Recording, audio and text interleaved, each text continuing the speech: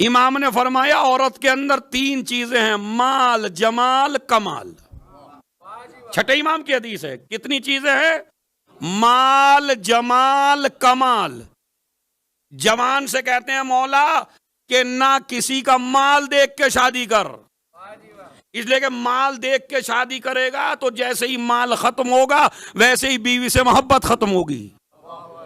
نہ جمال دیکھ کے شادی کر، ہو سکتا ہے کوئی بیماری آ جائے تیری بیوی کا چہرہ خراب ہو جائے، اگر جمال سے محبت ہوگی تو بھی تلخیاں پیدا ہوں گی۔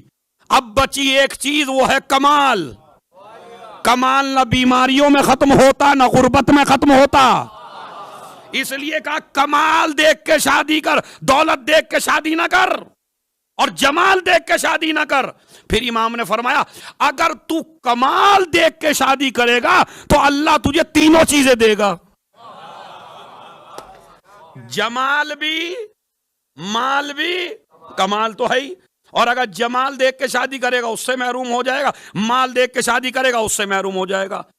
اب جب میں نے یہ بات پڑھی ایک جگہ تو ایک لڑکا آ گیا میرے پاس، کہنے لگے مولانا رسول اللہ کے بارے میں کیا خیال ہے؟ دیکھ رہے بھائی، آپ کہہ رہے مال دیکھ کے شادی نہ کریے، سب سے بڑے رسول نے اتنی بڑی ملکۃ العرب سے شادی کی۔ تو میں نے کہا بھائی بات تو بالکل صحیح ہے تیری، کہنے لگے یہ حدیث نہیں ٹکرا رہی ہے ادھر؟ میں نے کہا نہیں ٹکرائی، کل بتائیں گے مجلس میں۔ کل ابھی بتا دیجئے۔ میں نے کہا نہیں، تمہارے ذہن میں آیا تو کئی کے ذہن میں آ رہا ہوگا یہ مسئلہ، جب حدیث آپ کے بھی آئی ہوگی ضرور، جیسے ہی میں نے حدیث پڑھی تو کسی نہ کسی کے ذہن میں آئی ہوگی یہ بات۔ اس بات کو فاطمہ کی ماں جانتی تھی، اسی لیے ساری تاریخیں اٹھا کے دیکھ لیجئے کہ رشتہ نبی نے نہیں بھیجا، رشتہ نبی نے نہیں بھیجا ہے، رشتہ جناب خدیجہ نے بھیجا ہے۔ اور تمام خواتین نے اور ان کے رشتہ داروں نے کہا بڑے بڑے لوگوں کے رشتے آ رہے تھے، تو نے منع کر دیا اور تو نے رشتہ بھیجا، تو ایسے فقیر کے گھر میں مثلاً، یہ ان کے الفاظ ہیں بھائی، ہم نہیں مانتے، کبھی کبھی نقل بھی کیا جاتا ہے کہ تم نے عبداللہ کے بیٹے سے شادی کر رہی ہو اور تم اپنا رشتہ بھیج رہی ہو، وہ غریب ہے۔ ارے کم سے کم اسی سے کرنی تھی تو اس کو رشتہ تو بھیجنے دیتی۔ ہم یہ نہیں کہتے نہ کریے آپ، لیکن تو رشتہ نہ بھیجتی، وہ رشتہ بھیجتے۔ اما بیوی ہو تو ایسی کہ شادی سے پہلے عزت کا اتنا خیال ہو، کہا نہیں رشتہ میں ہی بھیجوں گی، اگر وہ رشتہ بھیجیں گے تو دنیا کہے گی دولت کے لالچ میں بھیجا ہے۔ دیکھیے بھائی، میں ایک مثال آپ کو دے دوں، یہ کنواروں کے لیے بڑی اچھا نکتہ ہے، جن کی شادیاں ہو گئی وہ اس مرحلے سے گزر چکے ہیں، کنوارے۔ دیکھیے ابو لہب نہیں ہوا تھا جب تک غلط جگہ شادی نہ ہوئی۔ میں نے پڑھ دی پوری تاریخ آپ کے لیے، اسی لیے کنواروں سے کہتا ہوں شادیاں دیکھ کے کیا کرو۔ یہ ابو لہب نہیں تھا، اس کی بھی ہسٹری انشاءاللہ آئے گی پھر کبھی پوری، تبت یدا ابی لہب کیوں کہا گیا، مگر نہیں بنا تھا ابو لہب۔ جس وقت اس کی کنیز نے خبر دی ہے نا، ابو لہب کی کنیز نے، کہ رسول اللہ مطلب تمہارے گھر میں بھتیجا پیدا ہوا عبداللہ کے یہاں، تو کہنے لگا جا میں نے تجھے راہ خدا میں آزاد کر دیا، میں نے تجھے آزاد کر دیا۔ اتنی خوشی ہوئی تھی ابو لہب کو نبی کے پیدا ہونے کی، مگر رشتہ داری جب لگ جائے۔ اب ام جمیل کا ذرا سرچ کرنا جا کے، میں تو نہیں بیان کر سکتا کس خاندان سے تھیں، سمجھ رہے؟ ہاں بہن تھیں بڑے آدمی کی، بہت بڑے آدمی کی۔ ہمارا عقیدہ شیعہ اثنا عشری لوگوں کا عقیدہ، سرکار کے بارے میں ہم کسی پہ جبر نہیں کرتے، نہ ہم کسی کے عقیدے کو ریجیکٹ کرتے، لیکن جو ہم مانتے ہیں وہ ہم بیان کر رہے ہیں۔ کہ ہمارا مذہب تشیع کا یہ عقیدہ ہے کہ پیغمبر ہمارا نبی سردار انبیاء سرتاج انبیاء رسولوں کا رسول نبیوں کا نبی آمنہ کا لال عبداللہ کا جایا ابو طالب کا چہیتا، ان کے بارے میں ہمارا عقیدہ یہ ہے کہ وہ پیدا ہی نبی ہوئے ہیں۔ تو جب پیدا ہی نبی ہوئے ہیں تو پھر ان سے غلطی کا خطا کا کوئی امکان نہیں ہے۔ یہ ہے کہ ہم تو 40 سال کے بعد نبی مانتے ہیں، اس سے پہلے عام آدمی مانتے ہیں، تو جو ایسا مانتے ہیں وہ کچھ بھی مانیں، لیکن ہماری مجبوری یہ ہے بھائی، ہم اس لیے کہتے ہیں کہ ہمارا نبی پاک و پاکیزہ ہے، اس لیے کہ ہم یہ کہتے ہیں کہ وہ پیدا ہو کے نبی نہیں بنا ہے، اور اس کے لیے ہمارے پاس دلیل ہے۔ دیکھیے ہمارے نبی کے 4 ٹائٹل ہیں، اب اس کو غور سے سنیے گا، خلاصہ ہے نا آج اشرے کا، میں توجہ چاہتا ہوں آپ جوانوں سے، بڑی علمی بات ہے۔ 4 ٹائٹل ہیں، ایک ہے احمد، ایک ہے محمد، یہ بھی اگلے سال بحث ہوگی کہ محمد کس نے نام رکھا، احمد محمد، ایک ہے جسے کہیے حبیب، بشیر، نذیر، سراج منیر، طٰہٰ، یاسین، مزمل، مدثر، سمجھ رہے؟ تو محمد، احمد، یہ نام پہ آ جائیے، یہ 2 تو نام ہے، ایک احمد ایک محمد۔ اس کے بعد آ جائیے عبد، اس نبی کو عبد بھی کہا گیا ہے، اس نبی کو رسول بھی کہا گیا، یا ایھا الرسول بلغ، تو رسول بھی کہا گیا، اس نبی کو محمد بھی کہا گیا، اور اس نبی کو عبد بھی کہا گیا۔ اب یہ تھوڑا سا میں توجہ چاہتا ہوں، چونکہ بڑا گہرا مسئلہ ہے، اگر آپ اسے سمجھ لیں، ایک صلوات بآواز بلند پڑھے محمد والے۔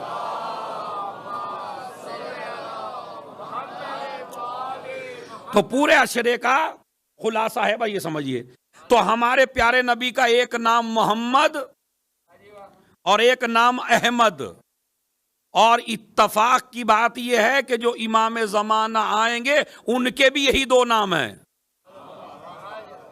ایک احمد ایک محمد، یعنی جو پیارے نبی کے نام تھے وہی ان کو دے دیے گئے۔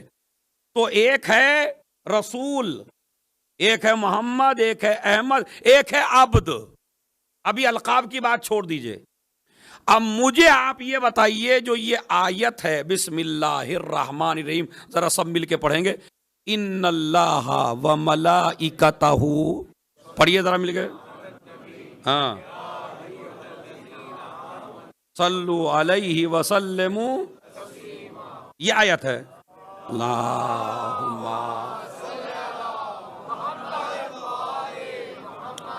یہ خدا کی قسم بہت مطالعے سے یہ بات پتہ چلتی ہے، تو اس کو یہ آیت ہے، یہی آیت وہ ہے، خالی اسی آیت کی پرمیشن ہے بس کہ نماز کے سلام کے بعد اگر مومن تسبیح سے پہلے کوئی آیت پڑھ سکتا ہے تو بس یہ والی۔ ہمارے انڈیا پاکستان میں ایک تو شروع ہے مصافحہ، یہ مسئلہ غور سے سنیے آپ، مثلا ادھر السلام علیکم ایھا النبی ورحمۃ اللہ وبرکاتہ، السلام علیکم ورحمۃ اللہ، و نماز کا سلام ہے نا، سلام جو پھیرا آپ نے، تو ہماری طرف تو یہ ہے کہ بھائی پہلے ادھر ہاتھ بڑھا دیا ایسے، پھر ادھر ہاتھ بڑھا دیا ایسے۔ کچھ ایسے ہیں جو دعائیں پڑھنی شروع کر دیتے ہیں، کوئی اللہم کل ولی کل پڑھ دیتا ہے، کوئی جو ہے دوسری دعا پڑھ دیتا ہے، تو کوئی مصافحہ ملانے لگتا ہے۔ یہ ساری چیزیں روایات کے حساب سے مناسب نہیں ہیں، اب وہ کیوں نہیں ہے وہ سنیے آپ، اس لیے کہ ہمارے امام کی حدیث ہے کہ سلام میں اور تسبیح میں کسی شے کو آپ بیچ میں نہیں لا سکتے۔ یہ انشاءاللہ 4 اشرے ہیں میرے پاس لکھے ہوئے بی بی فاطمہ پہ، جو صرف بی بی فاطمہ پہ ہیں، ایک بھی لفظ ادھر ادھر کا نہیں ہے۔ محمد صلی اللہ علیہ محمد و آل محمد۔ ایک اشرا تو خالی بی بی کے ناموں پہ ہے بس، ایک ایک مجلس ایک ایک نام پہ. تو خیر وہ تو بعد میں، مگر میرا موضوع یہ نہیں ہے. تسبیح کے اوپر تقریباً ایک خمسہ پورا تسبیح فاطمہ پہ. اب اس کو سنیے جو میں آپ کو بتانا چاہتا ہوں. اسلام کیا کہتا ہے کہ تسبیح بالکل ملی ہوئی ہونی چاہیے نماز سے. یعنی آپ ادھر ادھر بھی مت دیکھیے، آپ کسی سے بات بھی مت کریے. حد یہ ہے کہ اگر آپ کو گھٹنوں میں کوئی پرابلم یا کوئی پریشانی نہیں ہے تو آپ پھیل کے بھی نہیں بیٹھ سکتے. یعنی جس حال میں تشہد اور سلام پڑھا اسی حال میں تسبیح پڑھیے. اس لیے کہ نماز کا پورا وزن ٹکا ہے اس تسبیح پر. یا ایسے سمجھ لیجئے، میں مثال دوں. عبد الرزاق مکرم نے مثال بڑی کمال کی دی ہے. میں سوچا تھا جب مجمع اور بڑھ جائے گا تو میں مثال دوں گا، لیکن یہ تو بھائی ان دنوں میں تو یہ مجمع بہت آ رہا ہے ماشاءاللہ.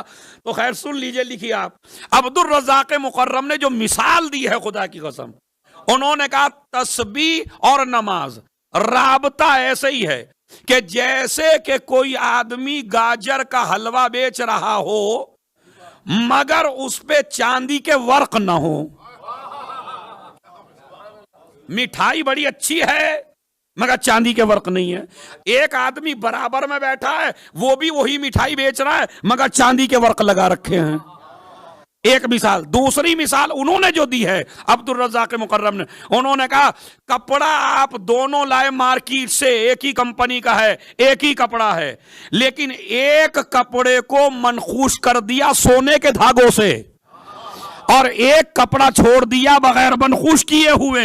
بس نماز کی اور تسبیح کی مثال ایسے ہی ہے. اگر خالی نماز پڑھی اور تسبیح نہ پڑھی تو ایسے ہی ہے جیسے سادہ کپڑا، لیکن اگر تسبیح زہرا پڑھ لی تو ایسے ہے جیسے کپڑے کے اوپر نقش و نگار. صلوات بھیج دیں محمد اور آل محمد پر.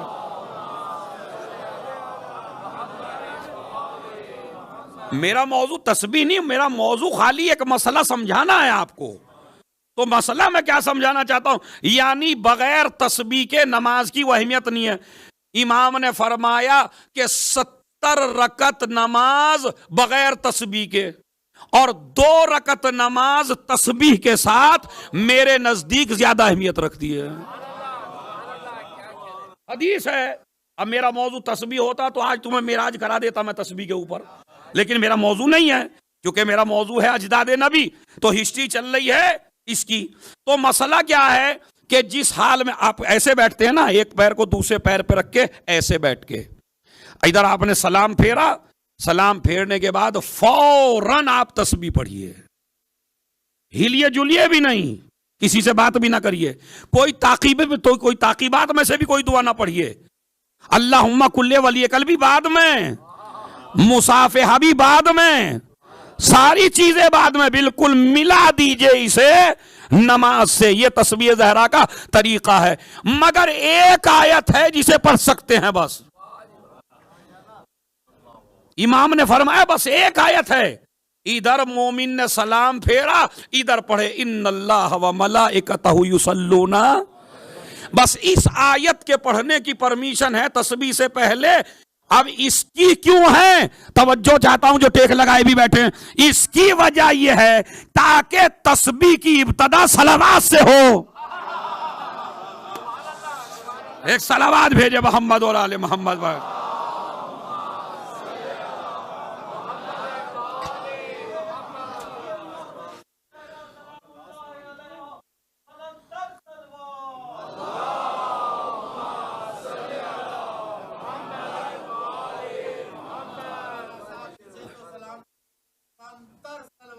اللہم.